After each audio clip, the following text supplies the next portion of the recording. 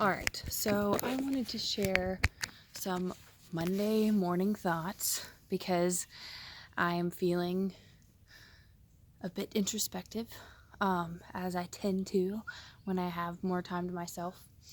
So I wanted to talk about the idea of extremes and polarities, and in relation to growth.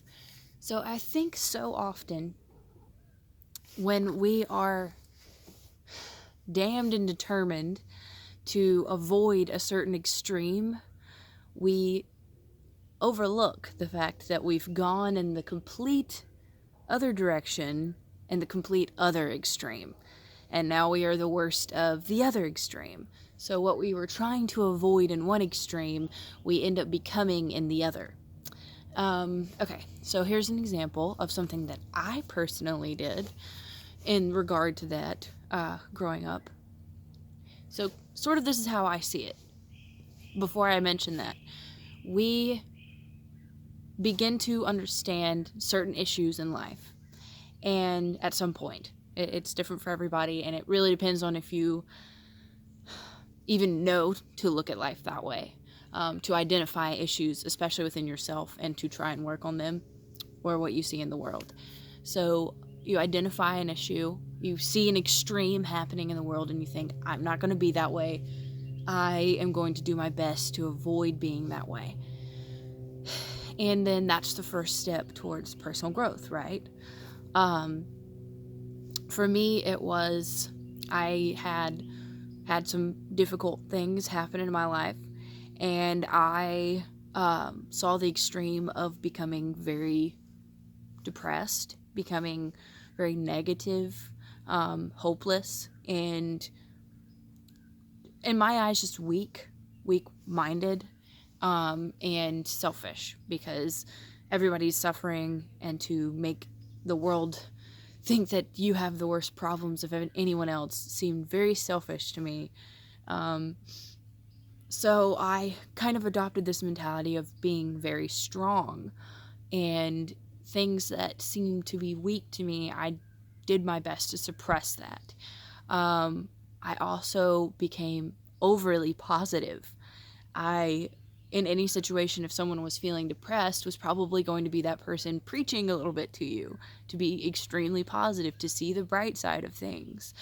I went to the extreme of being positive about everything and not letting it get me down. Having hope always being a fighter, never giving up. So in my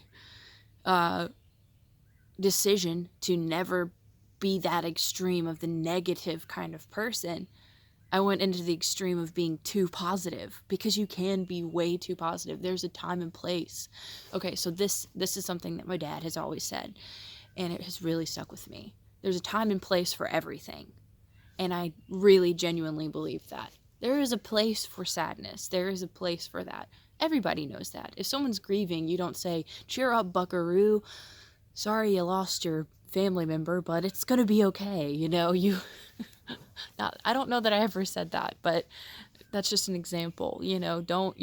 There's a place to have compassion and care for someone. And just because someone's expressing something negative does not mean that they are inherently a very negative person. There are definitely people who go to that extreme, but then there are people who can't feel their negativity and they're too positive. So it's just toxic positivity, basically, and it is a disillusioned state. It's a way of not truly accepting reality. Just like being overly negative is not truly accepting reality, because reality is both. It has positives and it has negatives. Life is more of a full, wholehearted, balanced, holistic thing. So that's just one example.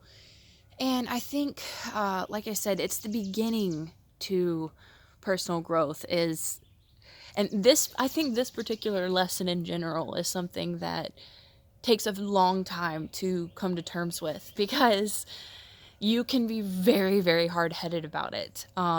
There's a natural competitiveness nature within us, even when it comes to spiritual growth, to be the best at anything, which being the best at anything definitely breeds extremes. If you look around at the world and you think to yourself, wow, everyone is so negative, I'm not going to be that way. Guess what? You just become that asshole who's telling everybody to be positive all the time when they really just need someone to hear them out. Or, there's so many examples, and I really could use just about any of them, but even something that is seemingly really helpful can be bad if it's overdone. There's a place to look back at your past, even. There's a place to even give in to certain proclivities.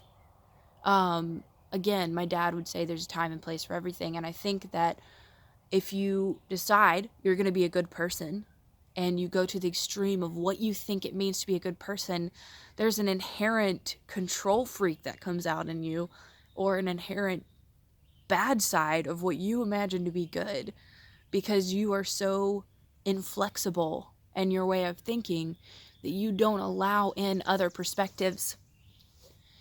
So what happens is you've got this one perspective, you see the world and you see a problem, which gives you a new perspective. So then you start to look at the world from a different one, right? Because you're trying to change and not become the extreme of something else.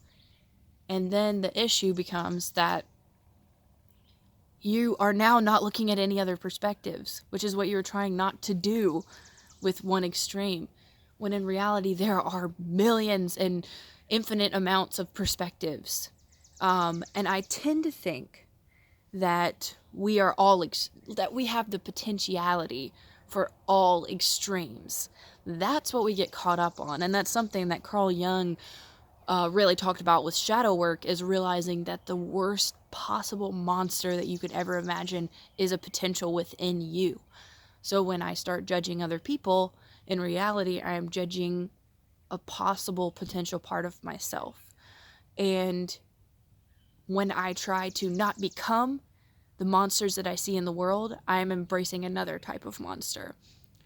So life is very much a dichotomy from what I can see.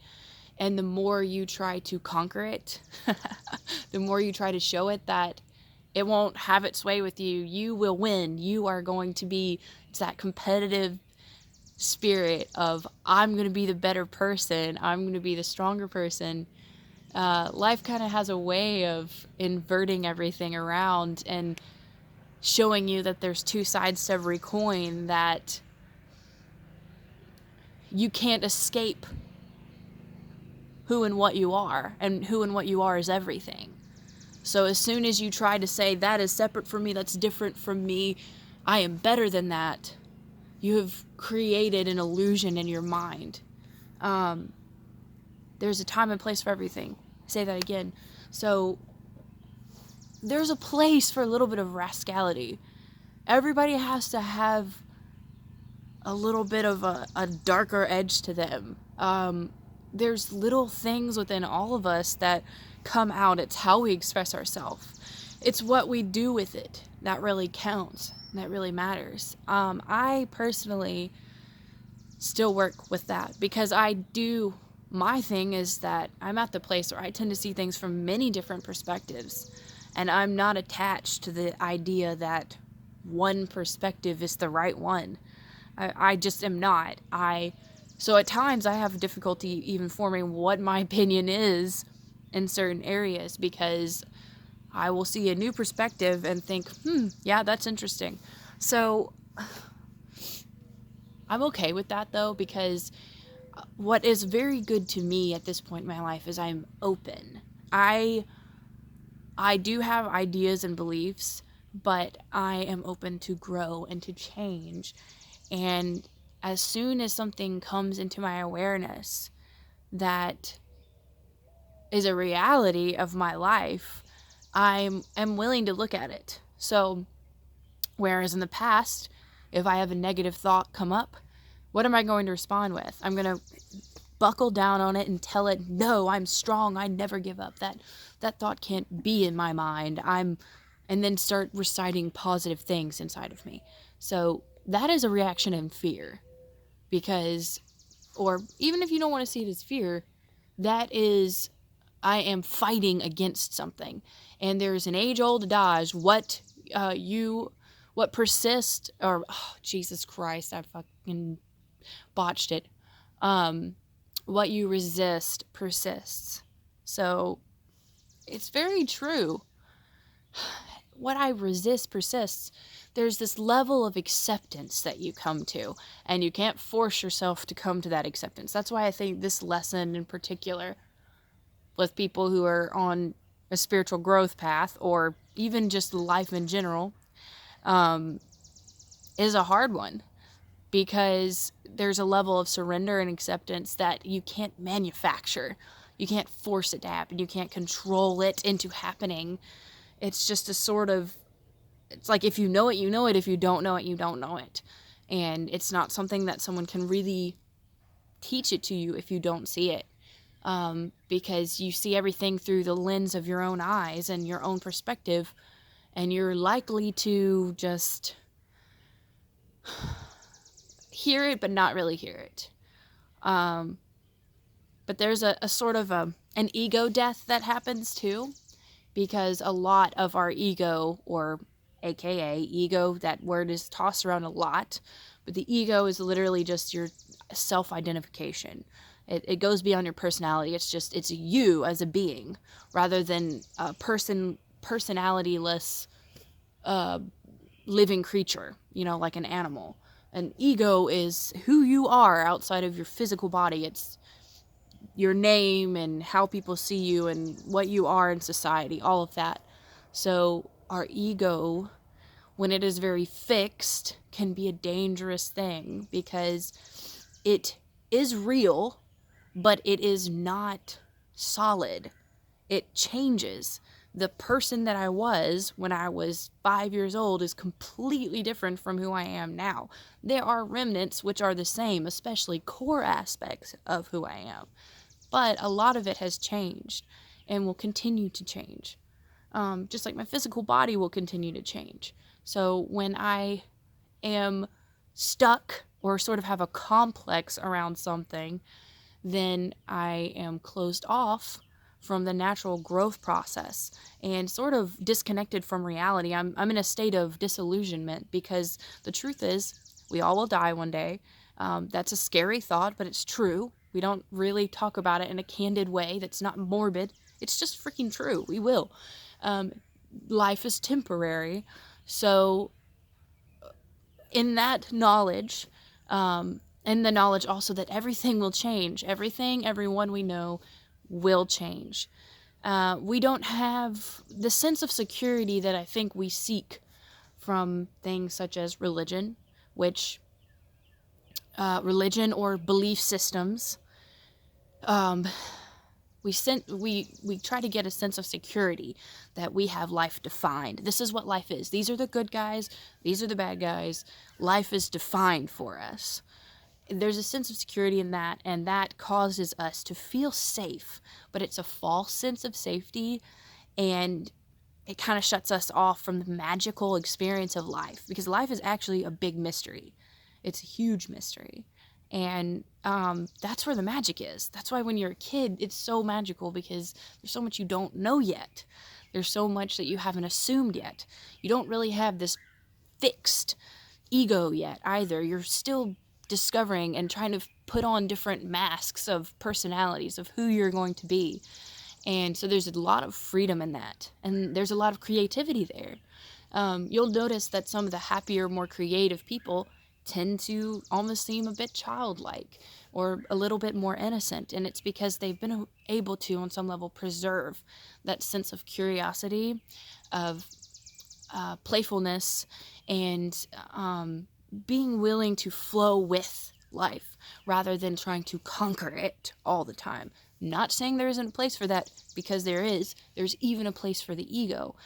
But I think as with the Western society, we tend to focus more on being very clear about who we are, which is a good thing, but it's just an extreme.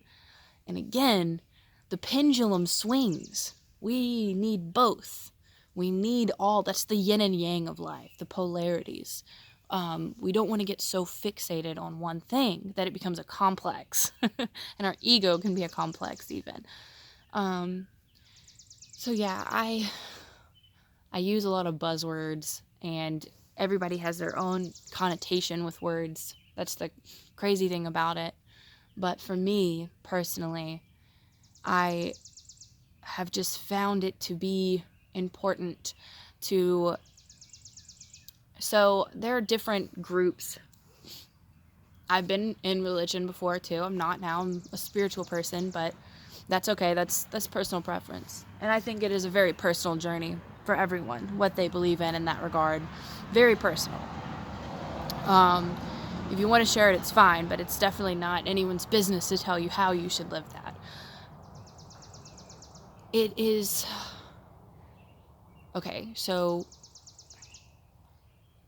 there is no, like, real definition for life. Because, again, there are millions and millions of perspectives.